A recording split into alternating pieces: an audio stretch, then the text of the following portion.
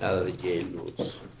Buenas noches, Jesús Manuel. Buenas noches, señor don Rodolfo Ruiz y Rodríguez. No soy sin el I. Es que, Rodolfo es Ruiz que, Rodríguez. es que se oye Me da bonito. más caché, Se oye bonito. pero no tengo el I. Y Rodríguez. Bueno, y le mandamos un saludo a Javier Gutiérrez, está enfermo, está Y delicado. Telles. Javier Gutiérrez y Y Telles. Telles. Sí, que está malito nuestro querido Javier con X. Problemas de pulmonares, ¿no? Sí, una pulmonía. Sí. Bueno, pues ojalá que pronto se restablezca. Pues sí, y que no fume puro, que no beba con hielo, y que beba mezcal, que para todo mal, Mezcal y para todo bien también. Y si no hay remedio, litro y medio. ¿No? Digo, así dice la fuente. Bueno, y contamos con una invitada experta en temas migratorios, es doctora. Pensé que era migrante. No. Es experta en temas migratorios, migrante. Norma Angélica Cuellar, bienvenida, muchas gracias. Gracias. Ha estudiado el tema migratorio durante ya varios años, incluso trabajó en el Instituto Nacional de Migración, Sí. Tiene la experiencia de dentro y de fuera. Pues bienvenida, doctora. Doctora, muchas gracias por estar con nosotros. Sí, muchas gracias por invitarme. Gracias por compartir su tiempo y su conocimiento. Yo digo, una experta en migración es alguien que ha sido migrante, pero los migrantes nos han enseñado. Sergio Salomón, nos han enseñado. entonces sí es un experto en migración, él fue migrante.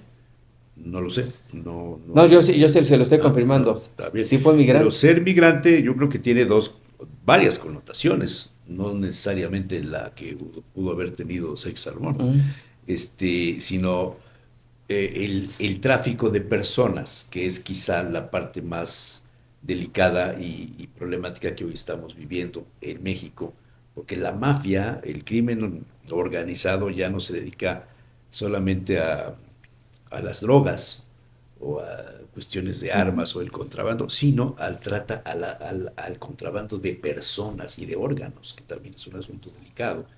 Y este es un asunto que nos está costando mucho. Y yo no veo que las autoridades mexicanas, por lo menos en lo que llevan ahorita los 100 días, tengan una política precisa para combatirlo. ¿El crimen organizado está controlando las caravanas? Creo que las caravanas son un movimiento de personas, de desplazados, ¿no? Sí. Sobre todo internacionales, que hay mexicanos también, pero bueno, son desplazados internacionales que precisamente están tratando de enfrentar a la criminalidad, a las bandas. O son el cebo, vayan por delante que el tráfico lo estamos haciendo a los lados, sí, según he leído. Lo que ha sucedido ahorita, y es de todos conocido, es que en Chiapas hay una confrontación, ¿no?, entre el cártel de Sinaloa, el cártel Jalisco Nueva Generación, correcto, que encontraron en el tráfico de personas una nueva mercancía. Correcto. Entonces, lo que... Más redituable que la propia droga, incluso. Por supuesto, y menos riesgosa. Es que con el advenimiento del fentanilo han cambiado mucho las dinámicas del narcotráfico a nivel internacional. De ser drogas naturales, no soy especialista en ese tema, pero se ha transformado mucho al fentanilo, que son drogas sintéticas, ¿no?, cuya producción tiene otras características. Yo he visto que en México hay zonas donde se producía marihuana y todo esto, amapola, y han cambiado esos cultivos, ¿no?, transitado, digamos, hacia otras productos. Drogas sintéticas. Y lo que prevalece ahorita ya son las drogas sintéticas. Bueno, ¿qué ha pasado? Bueno, que en Chiapas se encontraron que ese es un mercadazo por donde pasa 1 millón de personas, 1,5 millones, ¿no? Ahorita tenemos que por el Darién cruzó casi 1 millón de personas en este año en Panamá. ¿Cuántas tenemos en México si le agregas? Siempre las cifras son un tanto discutibles porque no hay muchas referencias de dónde las que vienen, ¿no?, de esa zona, en el Darién, están antes de Panamá. Los migrantes vienen de más al sur, claro, sí. Pero se suman los de Centroamérica en sí, ¿no? O sea, Guatemala, El Salvador, Honduras, etcétera. Yo he leído sobre este tema porque es un asunto que me ha interesado toda la vida, el de los migrantes. Y esta cuestión de los centros de asentamiento, de recepción, que se colocan a lo largo de la ruta, que además las rutas las conocen todos, el crimen organizado las aprovecha para distraer a la autoridad y trabajan a los lados. Y ahí es donde está el verdadero problema. ¿Cómo es posible que no tengamos en México la capacidad de resolver esto? ¿Queremos resolverlo o forma parte también de nuestra actividad normal? Le mandamos a los Estados Unidos un problema, le estamos mandando todos los días gente a la frontera, les damos los papeles. Arrancó la primera caravana de este año el jueves 2, arrancó, y a los 4 o 5 días pues ya tenían los papeles para que pudieran transitar legalmente sin necesidad de hacer todo este asunto. Eso de alguna manera al crimen organizado le resta un espacio, no sé si eran 3,000 personas, 2,400, 2,700 o algo así. Ya pueden viajar, ya pueden tomar un autobús, pero es gente que trae dinero, es gente que ha juntado dinero, es gente que va trabajando a lo largo de su recorrido porque quiere llegar antes del 20 de enero a la frontera con que ya estamos a Estados unos Unidos días para poder cruzar y entonces internarse en los Estados Unidos. Es un negocio el contrabando de personas. En América, en África, en Europa del Este. Claro. No hay manera de frenarlo por las condiciones socioeconómicas tan adversas. Los que migran son los que no tienen dinero para sobrevivir en donde están, no tienen las oportunidades, ¿no? Claro. ¿No será que México debía de convertirse ya en el receptor de todos los migrantes? Y aquí, pues, ahorita tenemos muchas obras pendientes, el tren, ¿cómo se llama? El transísmico, pero también hay mucho el desempleo en Maya, México. Sí, de no claro. sé cuánto, tú llegas a un hotel en Madrid y el que te recibe en la recepción es de Ecuador, porque los de Ecuador han tenido éxito en eso. Vas a los Estados Unidos y la niñera es centroamericana, mexicana, brasileña, hondureña, qué sé yo. No, aquí ya tendremos también esa situación que dentro de pronto los productores, los camarógrafos, la gente de medios, pues, también serán los migrantes. Bueno, lo Es que, terrible. sí, no, digo, retomando un poco la pregunta inicial, en lo que nosotros observamos, que hacemos mucho trabajo de campo en el instituto donde yo pertenezco, Sí, yo conozco algunas de sus publicaciones muy, lo muy buenas. lo que estamos observando es que casi todos los migrantes que están cruzando por la frontera sur, casi todos utilizan servicios, llamémoslo así, ¿no? Polleros. De tráfico de personas. Polleros, Sí, vulgarmente llamados así. son unas estructuras delictivas que están perfectamente, digamos, organizadas, Son eficientes. que funcionan muy bien desde Panamá, digo, si no, no existieran. Correcto. Y todo el tránsito vienen exactamente, son una mercancía porque vienen dejando en el entendido de que van dejando dinero, ¿no? No sé cuánto cobran, no sé si son $5,000 o algo así lo que les piden. Pero dejan al que los traslada, al que los guía, al que los aloja, al que los alimenta, o sea, es una estructura enorme que está ahorita beneficiándose del tránsito de migrantes. Ahora, lo que ha pasado con México, bueno, lo que nosotros vemos es que México ha puesto en marcha una política migratoria completamente improvisada, ¿no? ¿Sí hay política migratoria entonces? Pues es una política improvisada, ¿no? Porque a final de cuentas sí está operando estrategias, pero que son reactivas, que son improvisadas, que responden a situaciones de crisis. Ahorita, como usted menciona, hay un incremento de flujos migratorios de venezolanos, haitianos, centroamericanos siempre los hemos tenido. Bueno, de Venezuela van 8 millones de personas que han salido de 30 millones, ¿no? Casi la tercera parte de la población ha salido. Y si bien Perú, se han asentado, se han asentado sí, en territorio mexicano. Perú, Colombia, tienen ahorita alrededor de 4 millones de venezolanos, pero también hay una redirección, digamos, hacia el norte, que están pasando por México, o algunos se están quedando en México, y son un flujo migratorio que realmente no conocíamos, ¿no? Conocíamos el de los hondureños, el de los guatemaltecos, que la política del gobierno mexicano, en el gobierno priista, en los panistas, los usuarios de la bestia. Pues era, Eso es van lo a que entrar, conocíamos, el usuario de la bestia, el que se van quedaba a en entrar y se van a Chiapas. salir. Exactamente. Esa era la política. ¿Para qué vemos, para qué los atendemos, para qué destinamos recursos si no es nuestro problema, ¿no? Si se van a entrar por un lado y van a salir por el norte. Y exacto, nuestros estudios estaban enfocados a los derechos humanos, a la vulnerabilidad, a los migrantes que se caían de la bestia, ¿no? Al trabajo de las organizaciones civiles, pero ahora lo que estamos observando, La iglesia claro, es uno de los grandes actores, es ¿no? uno de los grandes actores, De la efectivamente. sociedad Ahora, civil en México. en ese escenario, siempre decimos Guatemala, decimos Chiapas, y luego nos vamos a los Estados Unidos, a la frontera, ¿no?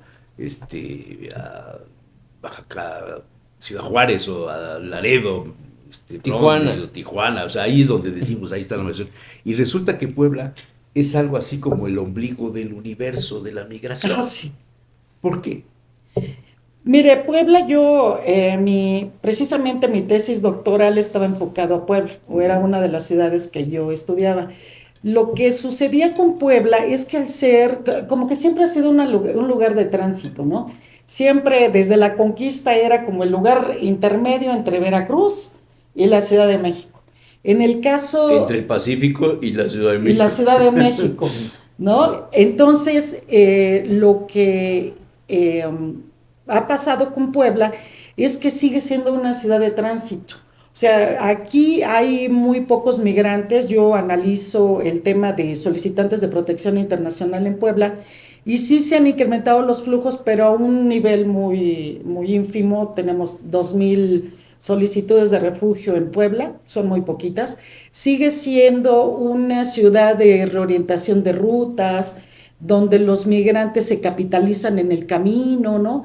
Donde toman la decisión de irse por Veracruz o irse por Sonora, ¿no? Entonces, Puebla sigue teniendo esa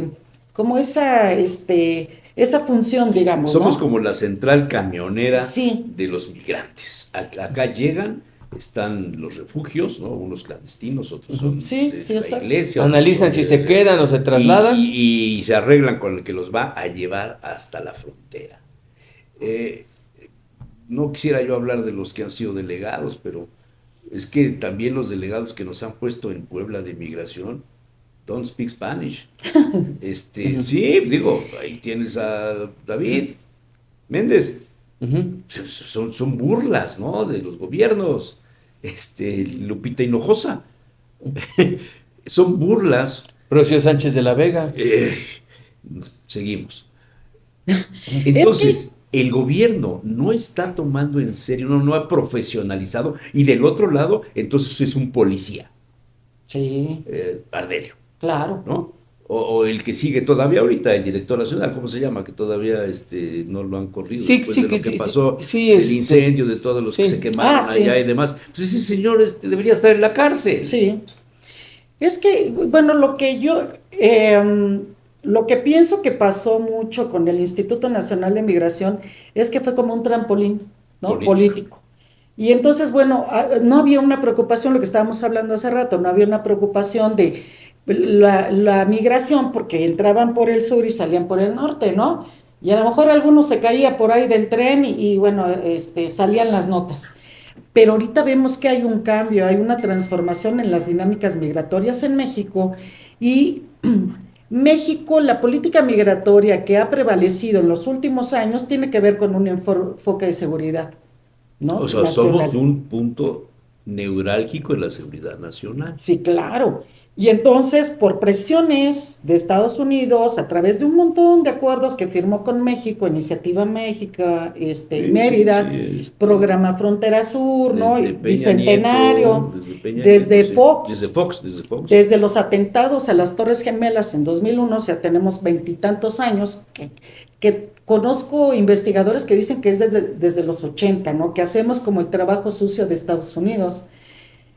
A partir de todos estos instrumentos que se diseñaron para convertirnos como en una segunda frontera de Estados Unidos, bueno, pues lo que ha pasado y lo que pasó con el gobierno de Trump es que tuvimos muchas más presiones, ¿no? Y entonces En el Instituto Nacional de Migración, en el sexenio pasado, colocaron gente que era experta en cárceles, militares, ¿no? Que iban a darle todo este Sí.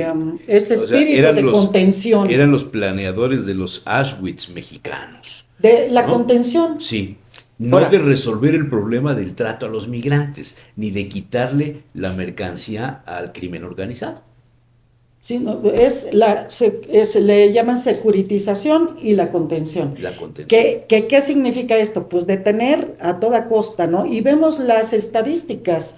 El año pasado detuvimos casi 1 millón de migrantes y que luego muchos ni siquiera fueron deportados.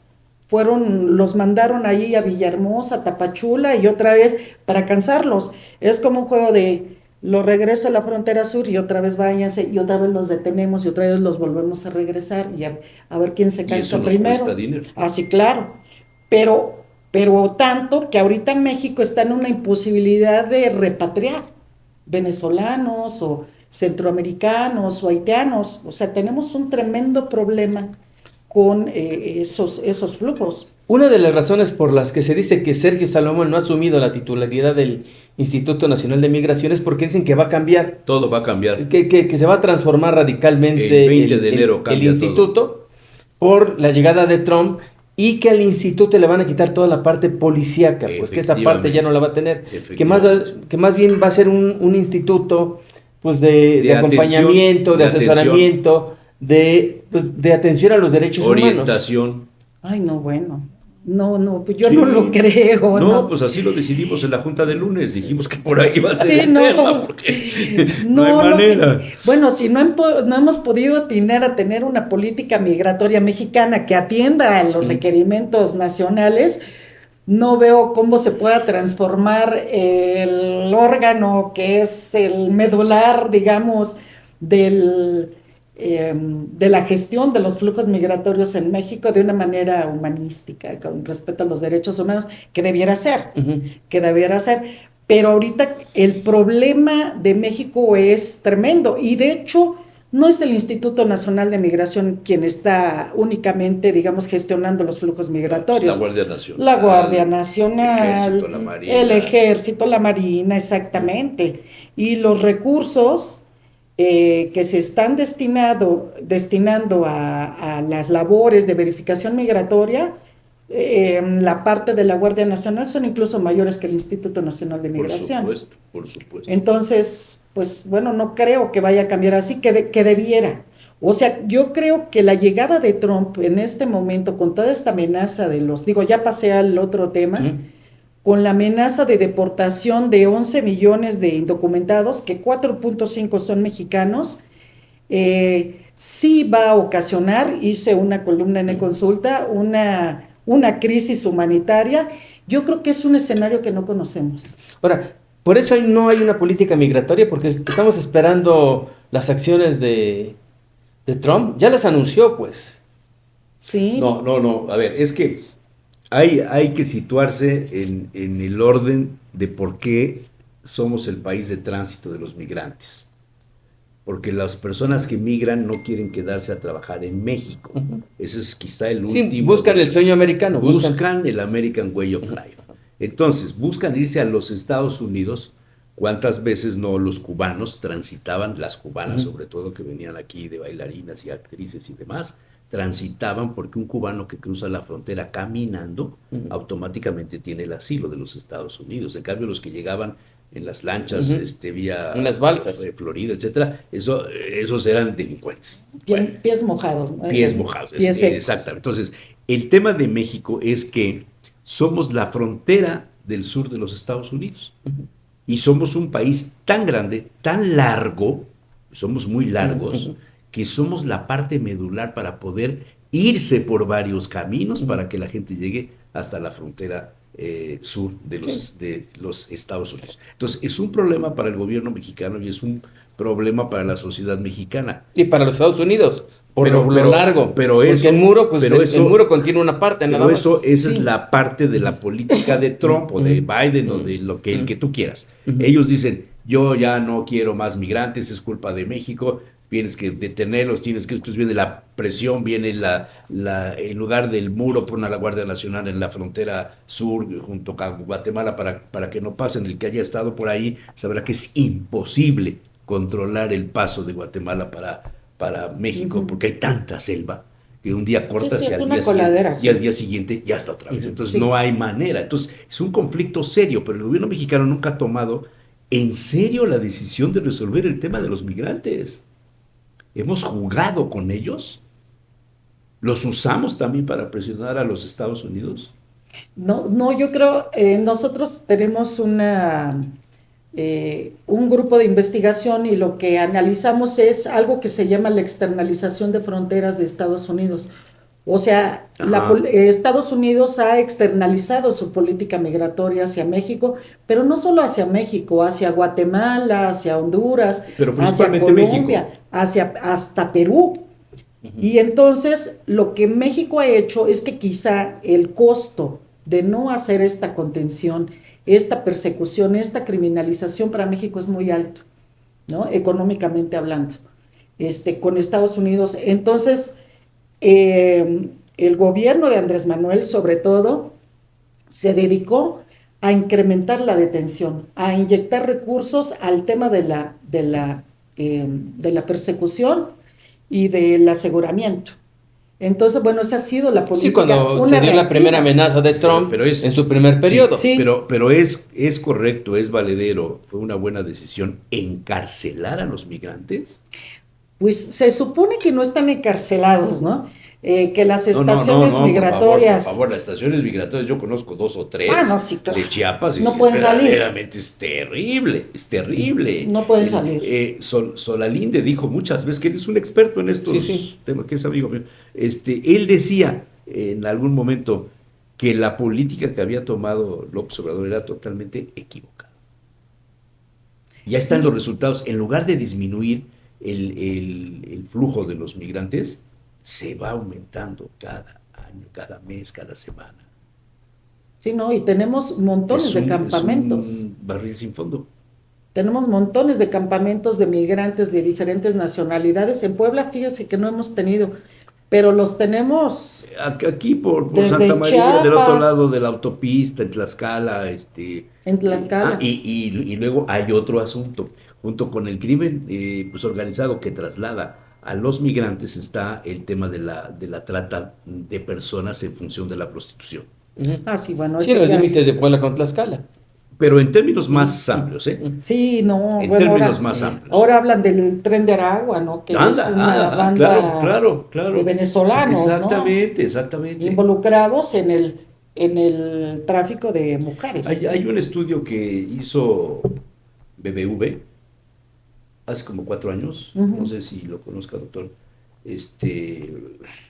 donde venía todo el mapa del territorio mexicano, donde estaban los centros, donde había los asentamientos, se calculaba el número de personas que podían entrar y salir, etcétera. Muy interesante, BBV lo hizo. En términos económicos. Sí, conozco algunos estudios. Hace como 4 años yo creo que lo sacaron, ¿no? Por ahí lo debo tener todavía. Yo creo que tiene vigencia, nada más que las cantidades ya son muy superiores. Sí. Bueno, estos flujos migratorios y esta política improvisada, sí, que esa puso es la palabra. México, de repente nos calificativo es ese, improvisada. También en un país de destino. En 2021 México se convirtió en el tercer captador de solicitantes de asilo en el mundo, con 130,000 solicitudes por año. 21, 22, 23, 24 ya bajaron.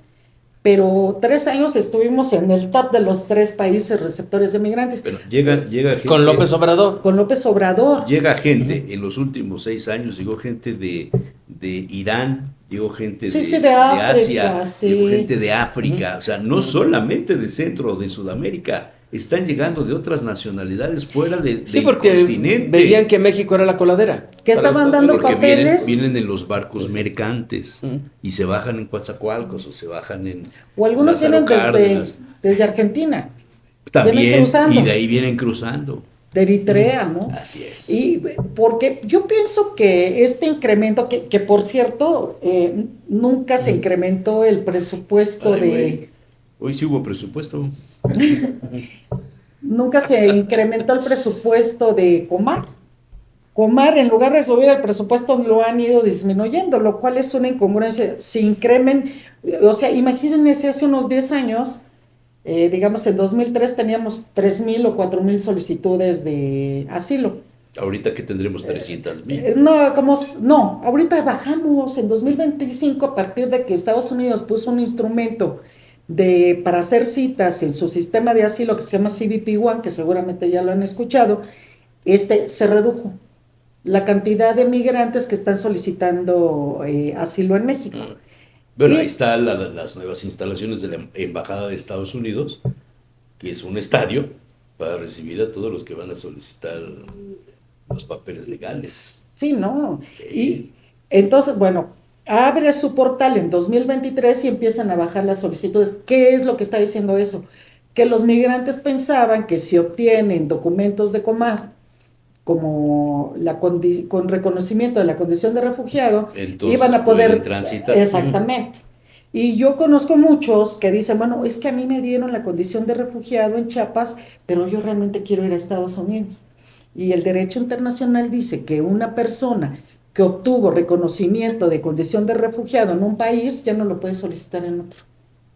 Pues entonces, digamos, ahí te vas a quedar. Un tema de contención. Sí, o sea, claro. Que no lleguen a Estados Unidos, que se queden en México. También. Doctora Cuya, si usted tuviera en su haber la posibilidad de decidir qué hacer, ¿usted cómo trataría el tema de la migración? Si fuera la directora del Instituto Nacional de Migración. No, porque quizá la directora o el director obedezcan órdenes, ¿no? De la secretaria, pues de la presidenta, de Gobernación, de la presidencia, del secretario de la Defensa, o qué sé yo, pero si usted tuviera en su haber, con todos los estudios que tiene, con la capacidad intelectual, el conocimiento y todo, para solucionar esto, ¿qué habría que hacer?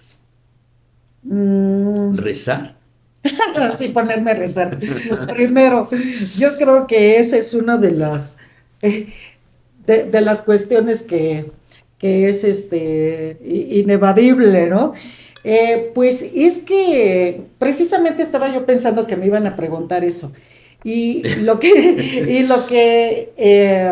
han sugerido algunos investigadores, que no soy yo, pues, porque no soy tan especialista en derecho internacional, pero lo que dicen es que se requiere que México tenga un papel más como el papel que tuvimos en los gobiernos priistas, de que México era líder, ¿no? En la diplomacia. A lo mejor lo que le hace falta a México precisamente es encabezar la firma de acuerdos multilaterales y de cuotas para que también Estados Unidos y Canadá reciban estos flujos, que muchos son solicitantes de protección internacional. Muchos vienen huyendo. La condición del refugio no se da por temas económicos, solamente por persecución política, religiosa, ideológica, ¿no? Lo económico no es una causal de protección internacional, tampoco el tema ambiental. Y lo que hubo en Centroamérica hace como 2 años, que pasaron unos huracanes que se llamaban ETA e IOTA, claro, provocó un incremento de flujos migratorios. Aparte hay una región en Centroamérica que se llama el Corredor Seco, ¿no? Centroamericano, donde viven como 6 millones de personas, donde ya no hay fuentes de empleo. No solamente eso, hay insuficiencia alimentaria, la gente ya no tiene ni qué comer.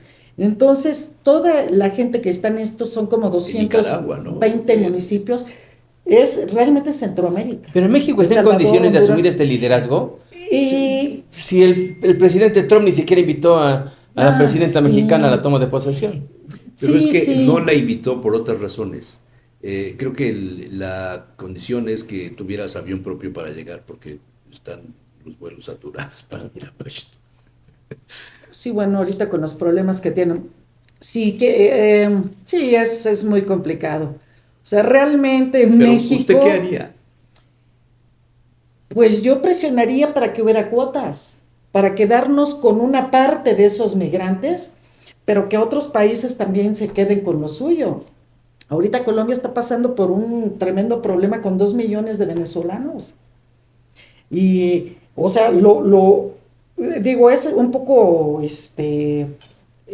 no sé, idealista, ¿no? Pensar que pudiera suceder algo así, pero así ocurre en Europa. En Europa se distribuyeron las cargas. Sí, Alemania. Que ahorita ya ni opera. Alemania, Francia, España, Italia. Le entraron con sus cuotas para recibir hace muchos años a los turcos y luego a los africanos, ¿no? Fundamentalmente. Pero les dan empleo, los ocupan, les dan trabajo y generan impuestos. Y ese dinero que generan sirve para pagar las pensiones de los que se están jubilando, que son los nacionales de cada uno de estos países. En México eso no existe. No, y lo que decía, para los mexicanos tampoco hay empleo. No, creo que sí está México en un terrible dilema. Ahora, ¿no? ¿qué va a pasar con las deportaciones que se prevén?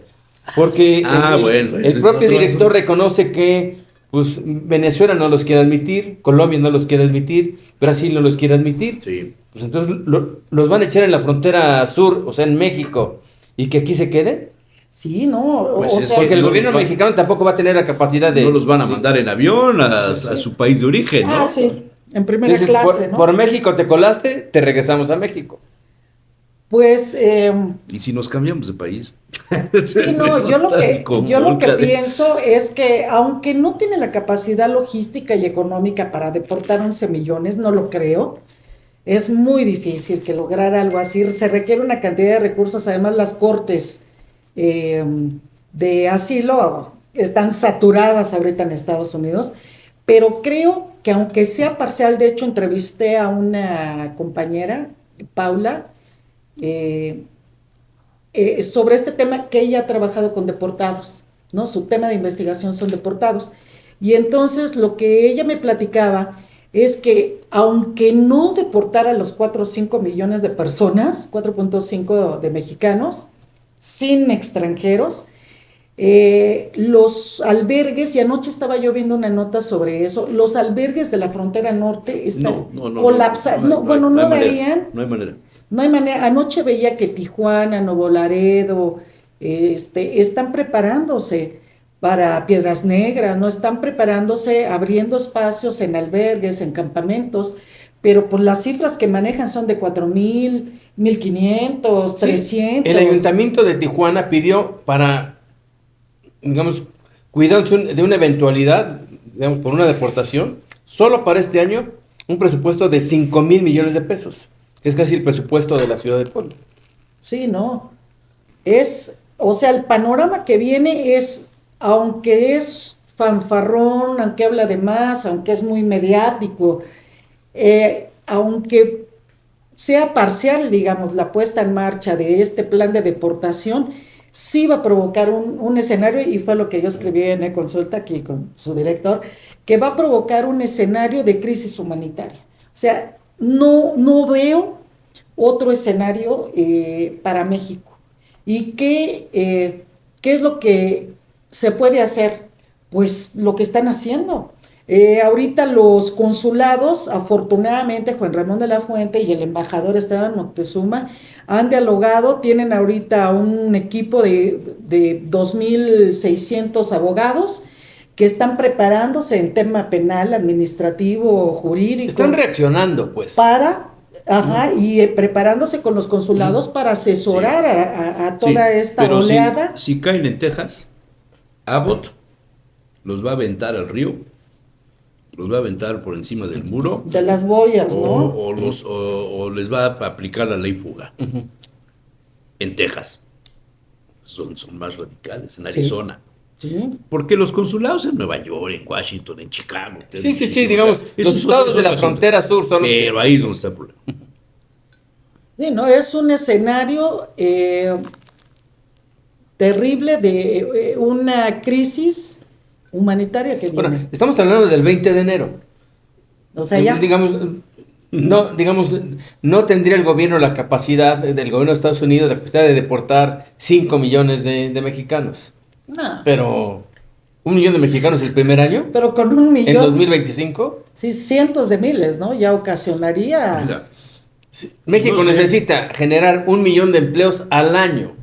No lo está generando. No sé y tenemos otro 1 millón de mexicanos de regreso. No sé si los Estados Unidos tienen la capacidad, o sea, si el gobierno de los Estados Unidos tiene la capacidad de deportar a 1 millón, a 2, a 3 o a 100,000, pero los grupos radicales de los Estados Unidos que no gobiernan, los que persiguen a los migrantes, hay ejércitos blancos sí. que persiguen a los migrantes en Arizona, en Texas, esos van a provocar un desorden, una violencia terrible. ¿Por qué? Porque el presidente quiere correr a los migrantes. Y aunque algunos políticos digan, en caso de, bueno, acá muy cerca, que si corren a los mexicanos o a los poblanos, ellos se lo van a perder, los gringos, porque ¿quién les va a cocinar sabroso? No es el tema. No hay profesionalismo, no hay seriedad en esto. ¿No le parece? Sí, no, Las reacciones del gobierno mexicano son muy pobres. Sí. Sí, es una política improvisada, lo que decía muy la doctora. pobres, muy pobres. Seguimos improvisando y además les comentaba de la investigación que hizo mi compañera y ella ha analizado las problemáticas que tienen los deportados. O sea, no solamente es que regresan jornaleros, sino también hay gente preparada, universitaria, que tienen unos problemas de reinserción, ¿no? O de inserción, porque muchos ni siquiera nacieron en México, y que no se han atendido con los deportados que tuvimos con Obama o con el mismo Trump o con Biden. No tuvo México capacidad, porque sí fueron un par de millones, no tuvo capacidad para canalizarlos. Y entonces tienen problemas de cuestión laboral, vivienda, o sea, toda la problemática que también tienen los migrantes. Entonces México tiene, por un lado, toda la presión que tenemos por el sur, por la frontera sur de los países. Por el norte. Y por el norte, ¿no? Y tenemos, pues, muchos problemas que resolver. Y ante esta crisis migratoria, el perfil de Sergio Salomón como futuro director del Instituto Nacional de Migración, ¿es el mejor perfil? Pues habían puesto en el sexenio pasado a Tonatiuh Guillén, que sí era un especialista en migración. Ese sabía del tema. Sí. Y renunció, ¿por qué? Sí, exactamente. Sí, ¿no? Hay ese sabía, Tonatiuh. Creo que mucho Morena ha puesto a personas que tienen como mucha lealtad con el sistema. Y me imagino que ese es el caso de Salomón.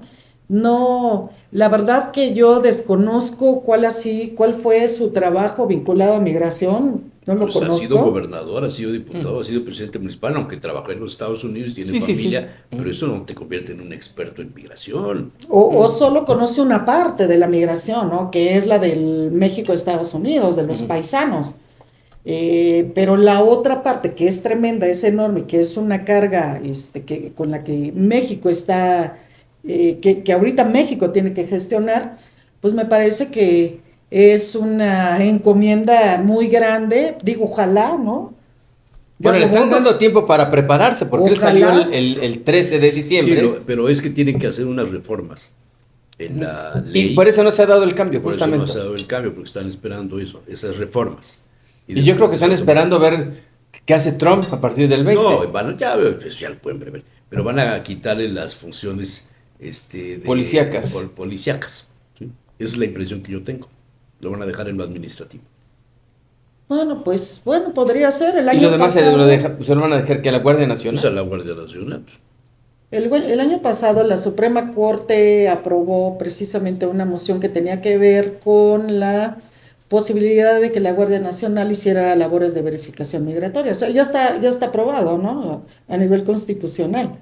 Entonces, que el Instituto Nacional de Migración se convierta en mera ventanilla. Como en una comisión de derechos humanos para migrantes. Pues yo lo veo difícil. Y además está demasiado implicado. ¿Será el problema más grave que tenga que resolver Claudia Sheinbaum en este año, de los migrantes? Sí, claro. Sí, no, yo creo que desde que llegó... O sea, no es el económico. No es y el económico, porque está ligado al tema de las remesas. O sea, si algo presumía López Obrador era el flujo de remesas que llegaban a México. Las remesas van a seguir llegando. Bueno, menos. Bueno, menor proporción. Pero van a seguir llegando. Malo que no llegara nada. ¿No? Van a seguir llegando, porque muchos de los que van a ser deportados son los ilegales, no son los legales. Sí. Entonces, los que están legales, pues no tienen ningún problema. Nada. El problema son los ilegales. O sea, acuérdate hace cuántos años aquí hubo un caso muy famoso. Mr. Tortilla. Y el rey del no sé cuánto, ¿no? El rey del tomate. No, pero ese no es migrante. No. Allá en Estados Unidos, en Nueva York, en la zona alrededor de Chicago mismo, había canales, y hay un reportero por ahí que de repente escribía, creo que contigo, había canales de contratación de personas que iban como turistas y se quedaban a trabajar en los guetos de la producción de tortilla, de panaderías, de cosas. Una pizca. No, adentro de las ciudades, vivían dentro de un edificio y ahí estaba la fábrica, la panadería, la tortilla, etcétera, y arriba vivían hacinados. Eso existe. Sí, digamos, cuando uno va a Nueva York, uno se encuentra muchos poblanos, muchos mexicanos, en labores de cocina, en labores Pero esos son los que ves. Sí. Hay unos que no los ves, que son los que trabajan en estos edificios. No te puedo dar más datos porque hay gente conocida ahí, pero trabajan en los edificios que son como bodegas, no son habitacionales, ¿no? Son en abandono, pero ahí pues hacen productos y viven las como personas. En los barcos que vienen de China. Exactamente, más que no se mueven. Y son como una economía informal. Totalmente subterránea. Claro. Eso sucede en Nueva York.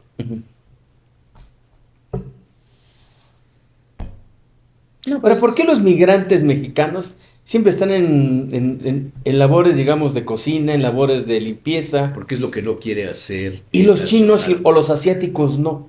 Uno va a Nueva York y ve a los chinos, ve a los asiáticos atendiendo a las tiendas, en las cajas. Porque hablan el inglés y porque van muchos clientes que hablan chino y los gringos no hablan chino.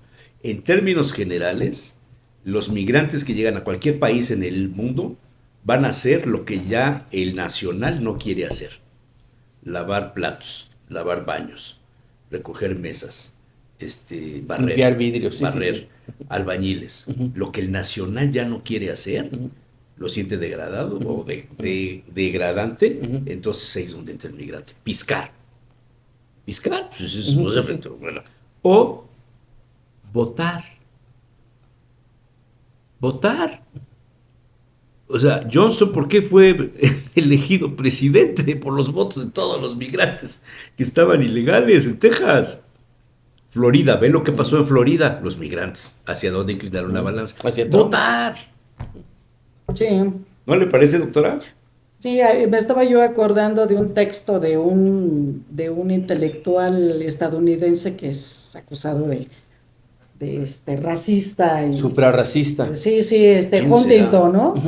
Que hizo Huntington. Samuel P. Huntington. Que es Samuel Huntington. The Crash of the Civilizations. Ajá, exactamente. La riqueza de las naciones. Página número 27, ahí dice. Ahí se lo decía. No. Pero él se lo adjudica, que siempre fue muy discutido, ¿no? Pero se lo adjudica al tema de la asimilación. El mexicano luego va de segunda, tercera generación que ya nacieron en Estados Unidos y siguen con sus tradiciones, ¿no? Yo tengo familia en Estados Unidos y ponen su mesa con un jorongo, ¿no? Y entonces, es parte de su identidad, ¿no? De su riqueza, pero al mismo tiempo, luego lo que pasa con otras nacionalidades es que, por ejemplo, la gente que proviene de China, de la India, a la segunda, tercera generación ya se asimilaron. Incluso sus remesas son más altas que la de México. México, que tiene parte de su población en Estados Unidos, ¿no? Que son entre tantos millones, no es el país que más remesas tiene. El país que más remesas tiene es la India. En un caso grave, en un caso extremo, ¿podría ser esto el detonante de una guerra civil? Ay, no, yo espero que no. Yo espero que haya, no sé, creo que Trump en el fondo lo que está haciendo ahorita... Si un gobierno no pudo controlar un incendio como el de Los Ángeles, que eso es un detalle también curioso, Sí. Que los bomberos mexicanos hayan ido allá. Bueno, Si un gobierno no tiene esa capacidad, tendría el gobierno de los Estados Unidos, pese a Musk, pese a Jeff Bezos y a todos los que usted quiera, los tecno-oligarcas, que es como les llaman ahora, y que son los que están creando todas las plataformas y todos los sistemas para que ya los seres humanos no trabajen, sino sean las máquinas. ¿No puede esto levantar al pueblo de los Estados Unidos en una situación todavía más conflictiva y problemática, sobre todo en los estados en donde se permite la compra y el uso de armas? No, pues ya cerramos el changarro y ya vámonos, porque estaba yo oyendo a unos investigadores que decían... ¿Por qué me ves así, hombre? Que lo que... Se puso muy dramático.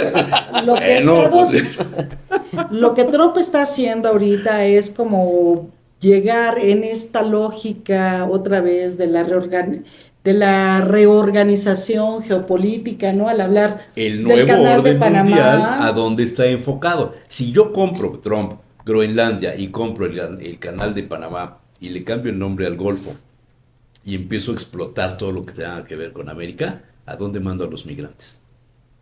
¿Volvemos a la colonización? Sí. O sea, ahorita parece que hay una lógica de exactamente esto. ¿De recolonización? De una reorganización. Reorganización, sí. Sí, mundial.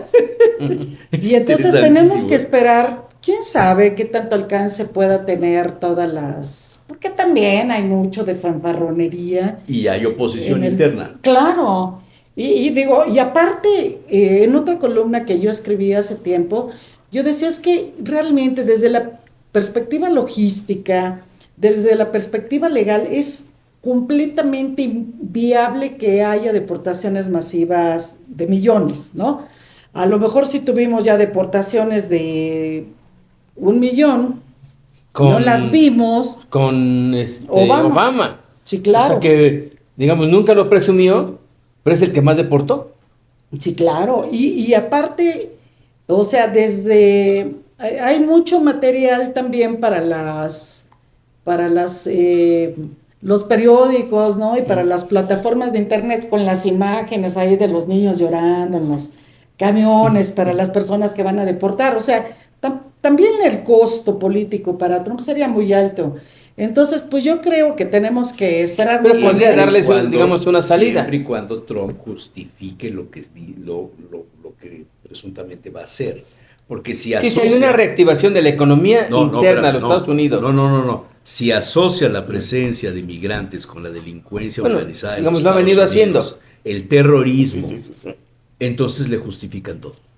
Si no lo asocia bien, entonces tiene un problema, porque la mano de obra barata no la va a tener. Sí, y es que ahorita hay como un colador con la plataforma esa que le comentaba de CBP One. Hay una familia, por ejemplo, que hacen su cita, que no es la cita para el sistema de asilo, es la cita para entrar a Estados Unidos, y el asilo, la cita se la dan como al año o a los 2 años. Pero sí hay como una selectividad, ¿no? En términos de nacionalidad, de edad, de profesión, de capacidad, digamos, económica. O sea, van seleccionando a los migrantes que quieren recibir. Sí, claro. Si tienen preparación. Pues es lo mismo que la visa, cuando ibas a la embajada y te preguntaban, llevabas tu estado de cuenta y tus tarjetas de crédito, te decía, este no va de migrante, este va a gastar. Bienvenido. Sí. Sé que las personas que están ahí en las ventanillas tienen una psicología impresionante, ¿no? Pues cómo vas vestido, cómo hablas, claro. Ya te investigaron, ya saben tus declaraciones, todo, etcétera, ¿no? Entonces, bueno, pues ahorita está haciendo esto México. En Las Vegas? ¿A qué hotel vas? ¿A qué hotel vas? Y ahorita lo que hizo Estados Unidos con el CBP One es que tiene a los migrantes a distancia, ¿no? Que México estuvo presionando mucho para que la cita se pudiera hacer desde Chiapas, porque ya ve que Chiapas estuvo Tapachula durante la pandemia. Tapachula, es el centro. Fue una cosa espeluznante, ¿no? Creo que llegó a haber hasta 200,000 migrantes ahí atrapados, le pusieron la ciudad cárcel. Y ahorita presionó Andrés Manuel para que la cita se pudiera hacer desde Tapachula y Tabasco, Villahermosa, Y entonces, bueno, con eso empezaron a despresurizar bastante la frontera sur.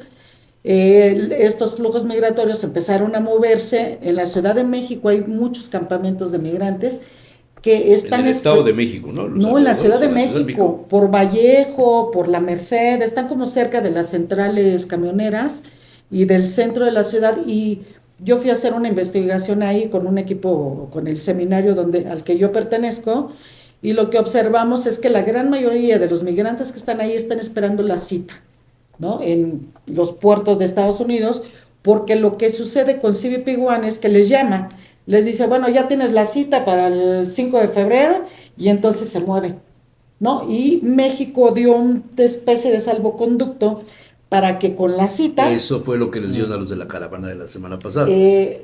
Bueno, ellos parece que les dan un oficio de salida de 20 días para que se puedan mover. Ahí más decía, les dieron los documentos de migración. Ajá, oficio de salida. Hace una semana hubo una noticia, no sé si la sacaste tú, del secuestro de un autobús que viajaba de Tehuacán a Orizaba en la carretera vieja. Y lo secuestraron. Entonces era una alarma porque secuestraron todo el autobús. Realmente eran el chofer y otra persona y 17 más. Resulta que los 17 eran migrantes ilegales. O sea, sí está haciendo el gobierno operativos para detectar a los migrantes ilegales. ¿Qué hacen con esas personas? ¿Las llevan a los centros de concentración de tipo cárcel? ¿O los regresan a su país? A las estaciones migratorias. ¿O los mandan de vacaciones a Veracruz? O sea, los mantienen en las estaciones migratorias unos días, sí, y después... Pero tienes que darles comida. Sí. Tienes que darles sus condiciones de aseo, de higiene, Lo que hacen aquí, en todo el país, es que aseguran a los migrantes, porque ahorita hay muchos retenes desde frontera sur hacia frontera norte. Hay una cantidad de retenes precisamente donde está la Guardia Nacional, el Instituto Nacional de Migración, Marina.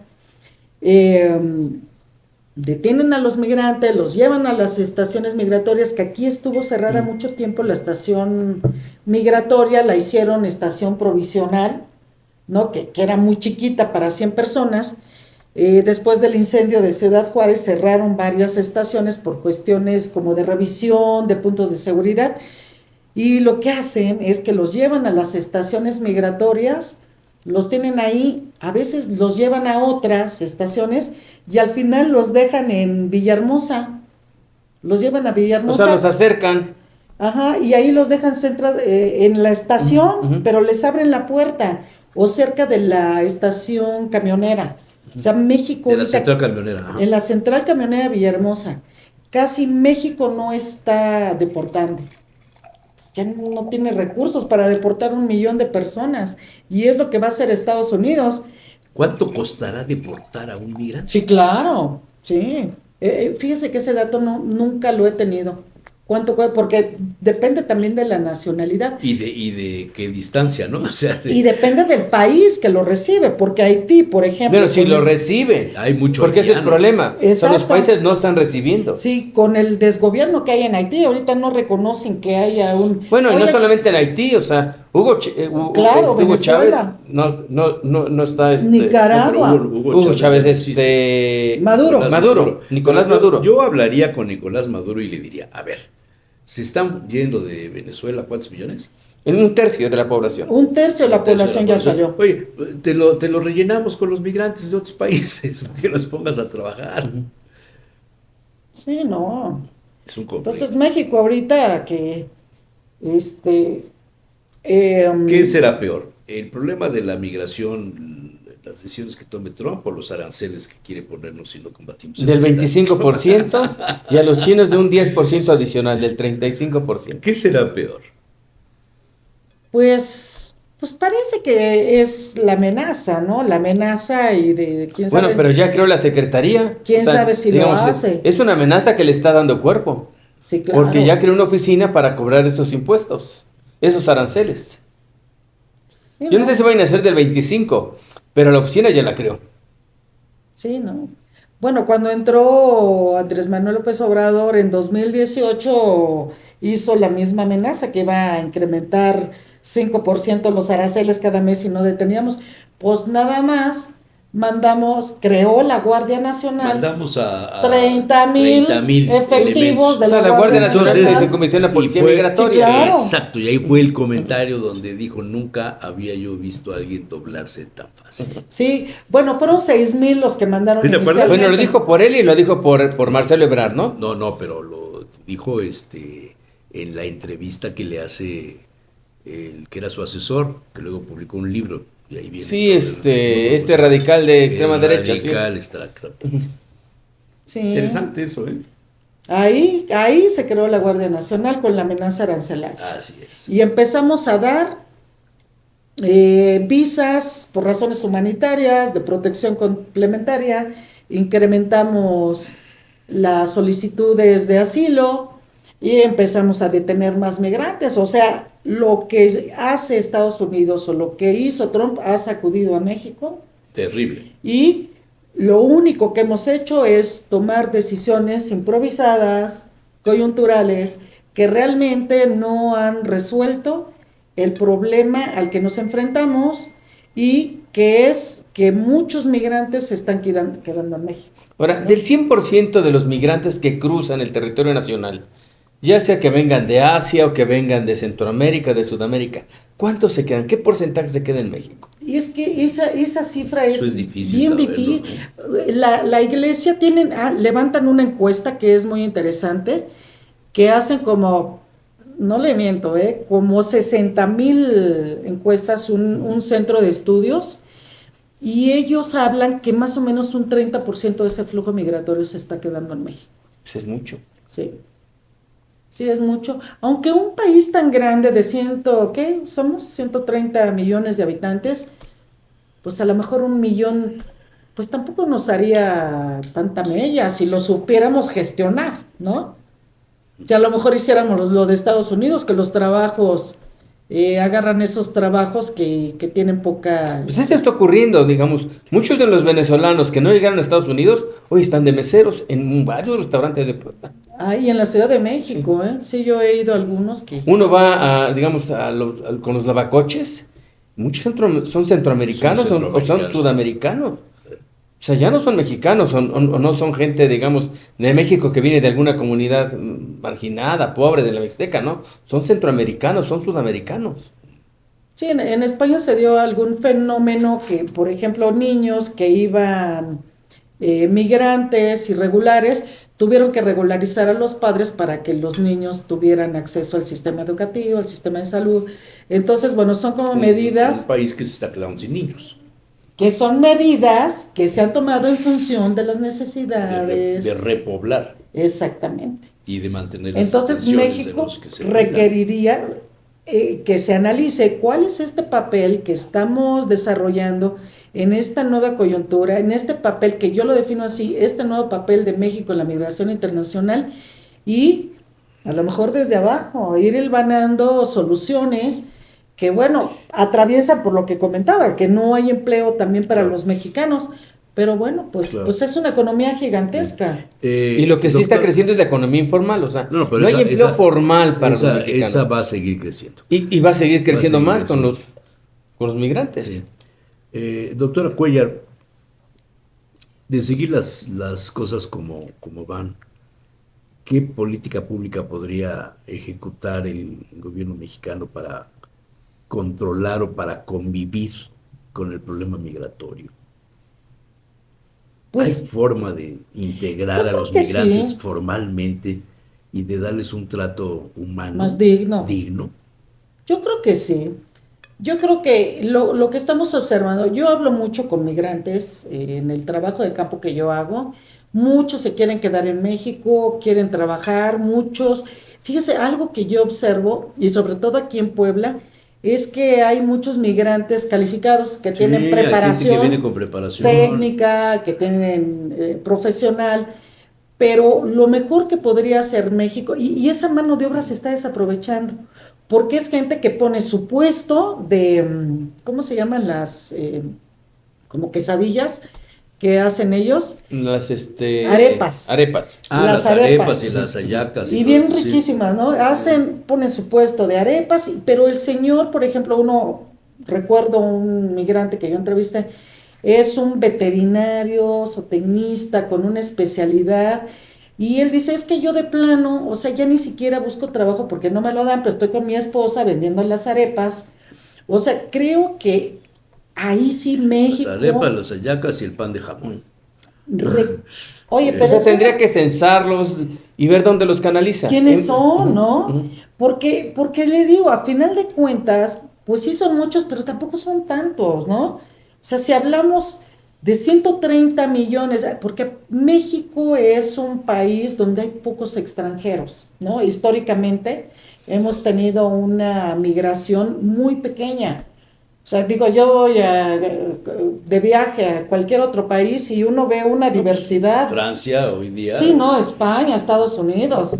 Y en México, bueno, yo en la escuela nunca me topé con un migrante, nunca, ni en la universidad, yo estuve en la UNAM, nunca me topé con migrantes. O sea, creo que fue un país muy cerrado, con una política migratoria que alentaba poco los flujos migratorios. Ahorita por las circunstancias nos estamos quedando con ellas, a lo mejor lo que hace falta es diseñar una política migratoria que responda a esa nueva realidad. Dígame una cosa, ¿cuánta gente en niveles académicos se dedica a la investigación de la problemática de los migrantes? ¿Y cuántas de estas personas, de los académicos, los intelectuales o como les quiera llamar, son convocados por el gobierno para la toma de decisiones de qué hacer con los migrantes? Sí. O sea, si hay acercamiento del gobierno con la academia para tratar este problema, ¿lo hay? Pues no. O sea, hay, por ejemplo, el Instituto Nacional de Migración tiene un consejo ciudadano donde hay representantes de organizaciones civiles, de agencias internacionales como Comar, ACNUR, Comar es mexicana, perdón, ACNUR, OIM, los llama, pero tienen un carácter no resolutivo, ¿no? Entonces, los acercamientos que hay son más ornamentales. Pero no, digamos, los investigadores, los académicos, ¿no están siendo convocados? Pues no. Los estudiosos del fenómeno migratorio. Debieran. Tenemos un montón de estudios nosotros. En UPAEP tienen buena investigación. Sí, claro. Tienen muy buena investigación. Organizaron un encuentro con chicos que son solicitantes de asilo, de hecho ya con asilo, con la condición de refugiado. Yo fui a la UPAEP. O sea, la academia está haciendo su parte, ¿no? La UPAEP, la UDLA, la UAP. El gobierno no llama a los especialistas de la academia para tomar decisiones. Sí, no. Ahí hay un problema. Para el diseño de la política pública.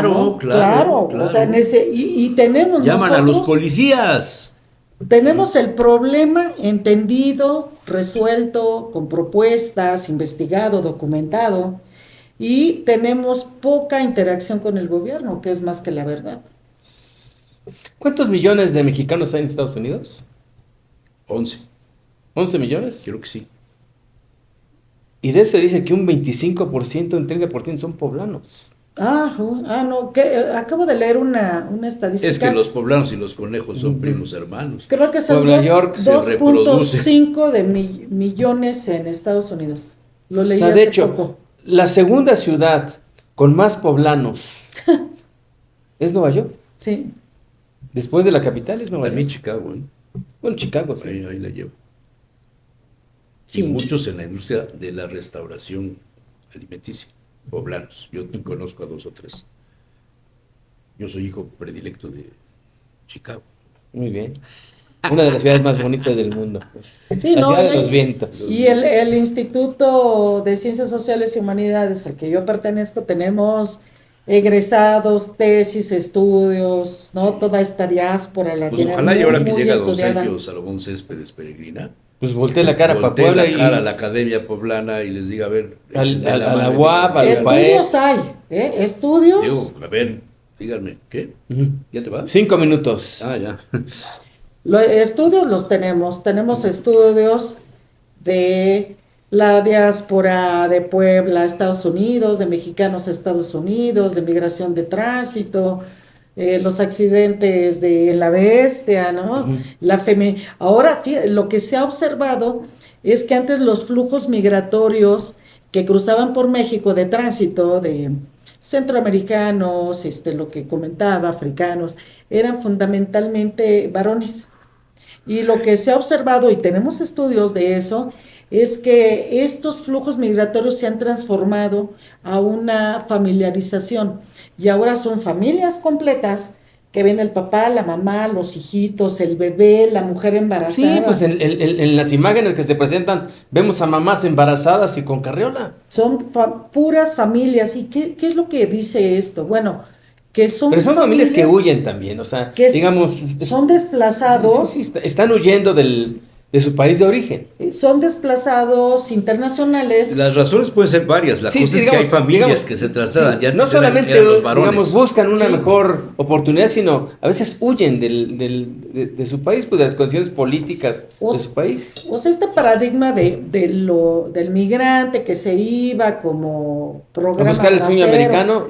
Buscar el sueño americano, trabajo, mando para mi casita y luego regreso. Pues se ha transformado también. Y lo que vemos es que de Centroamérica son personas que no piensan regresar y que están viendo también en México como un segundo proyecto migratorio como una segunda opción. Si no se quedan en Estados Unidos, se quedan en México. Sí, me quedo en México y a lo mejor hay una investigadora que habla de una cosa, transitoriedad perpetua, dice, inventó esa categoría. Y decía ella que son personas que siempre se ven como en tránsito, ¿no? Pero se quedan en una ciudad. Se quedan acá. En mis épocas a eso se llamaba el judío errante. Ah, sí. Y entonces son personas, ella estudió los hondureños en Chiapas, y entonces son personas que parece que son migrantes de destino, pero en realidad son migrantes de tránsito, que siempre están pensando que algún día van a llegar a ese lugar donde tenían idea, ¿no? Como los gitanos, así. Pero se quedaron ahí en el tránsito y a lo mejor también observamos que no hay un asentamiento. O sea, a veces están en Chiapas, luego vienen a la Ciudad de México, luego van a Veracruz. Hay muchos en Caborca, por ejemplo, en Sonora, en la pizca de uva. Luego van a Caborca, luego regresan a Veracruz. O sea, tienen varios tránsitos, ¿no? Hay una reelaboración de sus proyectos migratorios en función de esto, de las oportunidades que van encontrando. El discurso de Estados Unidos es que los migrantes son delincuentes, bueno. Son pues gente con problemas de drogadicción. Bueno, pero los necesitan. Pero pues los necesitan, ¿no? O sea, ya quiero ver ahorita la reconstrucción de California, a ver quién la va a hacer, ¿no? Ahorita digo, ¿cuántas hectáreas, no? ¿Quién la va a hacer? Es cierto. O sea, si no son los migrantes. Y que el presidente Trump recibió críticas muy severas, porque ni siquiera fue a darse una vuelta por Los Ángeles. No, pero Trump criticó al gobernador de California. Sí, digamos, le echó la culpa de que había bajado el presupuesto y que le había quitado el recurso a los bomberos. Que no pudieron resolverlo, finalmente no pudieron resolverlo. Olvídate si les quitaron o no les quitaron. Sí, pero digamos, Trump trasladó la bronca, digamos, no lo pudieron resolver. Al gobernador. Y ese es un problema que hay que resolver, hay que reconstruir. Sí, las casas de los millonarios. Y los migrantes son albañiles. Sí. Ah, sí. Y son artesanos, sí. Es interesante eso, ¿eh?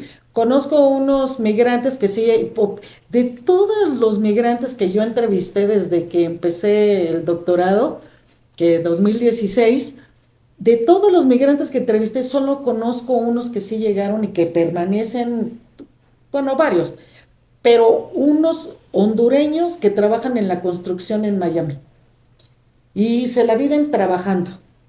Su vida es trabajar. Entonces, pues yo no sé por qué tanto miedo a los migrantes y su vida cuando llegan a Estados Unidos, a ese lugar que siempre soñaron, es trabajar. Es trabajar. Trabajar y trabajar. Y en los trabajos que nadie quiere. Diría Trump, los trabajos que ni los negros quieren. Sí, que ni los negros quieren. Sí, que luego es una ofensa, pero es la verdad, ¿no? Es la verdad, están haciendo un trabajo que es muy pesado, que es muy duro, que es muy difícil. Y muy arriesgado. Muy arriesgado. Digo, ahorita yo no sé la reconstrucción en manos de quién va a caer, ¿no? Entonces, bueno, pues, eso es interesante. pues hay que... Un corresponsal. Sí. Bueno, doctora, creo que se nos fue el tiempo. Pues muchas gracias, pues muy doctora. agradecida y muy interesante sus puntos de vista. Muy interesante el tema de los migrantes. Bueno, ¿qué más? Pues nos vemos la próxima semana. ¿Quién viene la próxima semana? Todavía no tenemos invitado. ¿Cómo? Hay que invitar a Trump. Hay que invitar a Trump, sí.